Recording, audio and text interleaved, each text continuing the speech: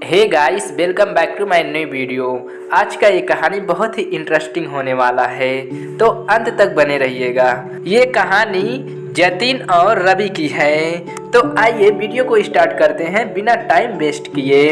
जतिन की car school के gate के पास पहुंची। जतिन गाड़ी से उतरने से पहले अपना बैग और बोतल संभाल रहा था, तभी गाड़ी के बाहर एक भिखारिन गोद में बच्चा लिए आकर खड़ी हो गई और शीशे पर खटखट करने लगी। जतिन को बहुत गुस्सा आया। वह गाड़ी से उतरा और बोला, अरे गाड़ी रुकी नहीं कि तुम लोग मांगने आ जाते हो, शर्म नहीं आती?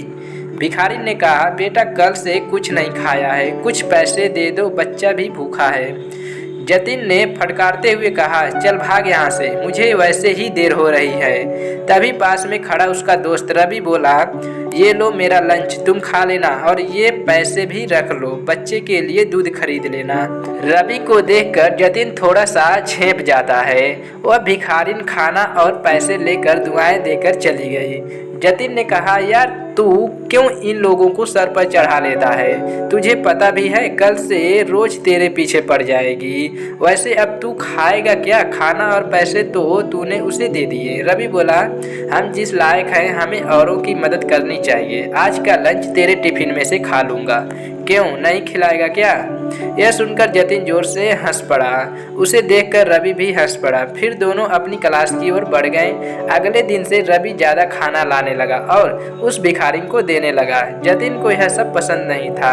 एक दिन उसने रवि से फिर बात की, यार तेरे पास पैसे फालतू है क्या जो इन लोगों पर लुटाता रहता है? रवि बोला, मेरे पास तो इतने पैसे नहीं है, लेकिन अच्छे काम के लिए कभी पीछे नहीं हटना चाहिए। मैंने अपनी माँ को सारी बात बताई, अब वो उसके लिए अलग से खाना बना देती है, साथ ही बच्चे के लिए भी कुछ न कुछ भेज देती है। अब तो इनसे एक रिश्ता सा हो गया है। मेरी बात मान, एक बार तू भी किसी की मदद करके देख, तुझे कितना मजा आएगा। जतिन कहता है, मेरे पापा कहते हैं कि हमारी मेहनत का पैसा हम किसी पर क्या लुटाएं। मेरे परिवार में कोई भी दान वगैरह नहीं करता है, और अगर करता भी है तो टैक्स बचाने के लिए। रवि हंसकर जवाब देता है, ठीक है, अपनी अपनी सोच है, हम क्या कर सकते हैं। इस पर जतिन बोलता है, देख ये भिखारी ऐसे ही रहेंगे और तुझे भी लूट लूट कर भिखारी बना देंगे। मेरे पास तो पैसे की कभी कमी नहीं होगी, पर तेरा भविष्य मुझे खतरे में दिखाई दे रहा है। रवि कहता है, एक काम करते हैं, कॉलेज खत्म होने के बाद एक बार यहीं मिलने आएंगे, फिर बताएंगे कि कौन कहाँ तक पहुँचा। जतिन रवि से मिलने का वादा कर लेता है। कुछ ही सालों में दोनों दोस्त अलग अलग कॉलेज में एडमिशन ले लेते हैं और अपनी पढ़ाई में लग जाते हैं। कॉलेज के बाद दोनों बिछड़ जाते हैं। एक दिन जतिन अपने स्कूल के सामने से गुजर रहा था, तभी उसने देखा कि स्कूल के पास ही एक छोटी सी दुकान है, बच्चों के खाने पीने का सामान बेचने की। उस पर एक छोटा सा लड़का और उसकी माँ बैठे थे। जतिन पहचान गया कि ये तो वही भिखारिन है जिसे रवि अक्सर पैसे दिया करता था। उन्हें देखकर उसे रवि की याद आ गई, लेकिन वह उसे कहाँ ढूंढे। कुछ ही देर में वो अपने ऑफिस पहुंच जाता है। ऑफिस में उसका मैनेजर जतिन से मीटिंग करता है, सर आपके पापा के जाने के बाद पूरा बिजनेस ही बैठ गया है। एक गलत साइट पर बिल्डिंग बनाकर सारा पैसा डूब गया। अब एक प्रोजेक्ट है, अगर यह हमें मिल जाए तो काम बन सकता है, वरना 2 महीने में कंपनी और घर दोनों नीलाम हो जाएंगे। जतिन बोलता है, मैं जानता हूँ, पता नहीं किसकी नज़र लग गई हमारे बिजनेस को। आप इस प्रोजेक्ट की डिटेल मुझे भेज दो, कल उस नए इंजीनियर से मैं खुद मिलकर उसे प्लान समझाता हूँ। हमें किसी भी कीमत पर यह प्रोजेक्ट लेना ही पड़ेगा।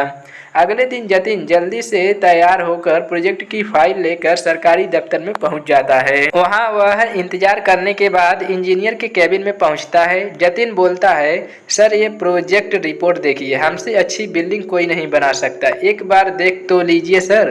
तभी वह गौर से देखता है, यह तो उसका दोस्त रवि था। उसे देखकर जतिन बहुत खुश होता है। रवि भी सीट से उठकर उससे गले मिलता है। जतिन कहता है, अब तो मुझे कोई चिंता नहीं है, तू है तो मेरा सारा काम हो जाएगा।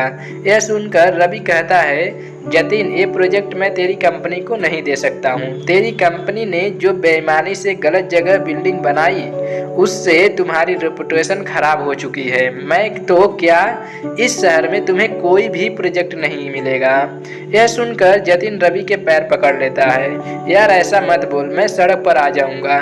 तुझे देखकर मुझे एक उम्मीद मिली है, अगर ये प्रोजेक्ट न मिला तो मैं बर्बाद हो जाऊंगा। रवि जतिन से कहता है चल मेरे साथ। वह जतिन को लेकर उसी स्कूल के सामने पहुंच जाता है। वहां जाकर रवि कहता है पहचानता है इस औरत को जिसे तूने कभी भीख नहीं दी, हमेशा फटकार देता था। मैंने इसकी थोड़ी सी मदद की और आज ये दुकान पर सामान बेचकर अपनी रोजी रोटी चला रही है। कोई मजबूरी में भीख मांगता है तो हमें उसका मजाक नहीं उड़ाना चाहिए। आज देख, भीख तो तू भी मुझसे मांग रहा है, इसमें और तुझमें क्या फर्क रह गया। मैं तुझे नीचा नहीं दिखा रहा, लेकिन तूने सिर्फ पैसा कमाया, दुआ नहीं। आज वह भी तेरे पास नहीं है। जिस पैसे पर तू घमंड कर रहा था आज उसी ने तुझे बर्बाद कर दिया।